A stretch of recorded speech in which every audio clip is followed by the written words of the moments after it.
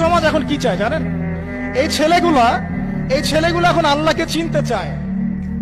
তারা জীবনকে নিয়ে হতাশ, মাদকের ভয়াল থাবাতে হতাশ, কেউ মিউজিক করে, কেউ প্রেমিকার পিছনে ছোটে, কেউ পলিটিক্যালি পার্টির সাথে যুক্ত হয়ে মারামারি করছে রাস্তাঘাটে। তারা আল্লাহকে পেতে চায়, আল্লাহর কাছে যেতে চায়। ওরা যখন আল্লাহর কাছে যাওয়ার জন্য ইসলামের দিকে আসে, আপনি তার মাথাটাকে হজবরল করে রেখে দিচ্ছেন।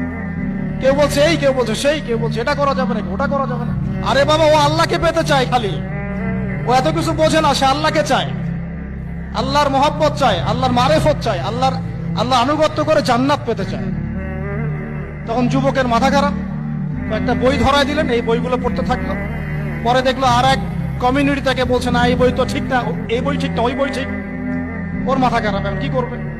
প্রতিটা মাসআলাতে এই সমস্যা। এখন যুবতীরা কি চায়? পর্দা করে, একটু স্বামীর আনুগত্য করে, খেয়ে পরে বেঁচে জান্নাত পেতে চায়। সাধারণ মানুষ কি চায়? আমরা নামাজ, রোজা, হজ, যাকাত ঠিকঠাক মতো করবো, সত্য পথে চলবো, কারো ক্ষতি করবো না, আল্লাহর কাছ থেকে জান্নাত আসে। এতটুকু চান না?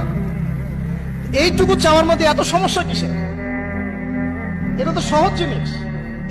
এই সহজ রাস্তাটাকে আমরা এত কঠিন করছি কেন? কেন আমরা ধর্মকে এত কঠিন করছি? কেন ধর্মকে এত কঠিন করবো আমরা প্রত্যেকটা ক্ষেত্রে? আমি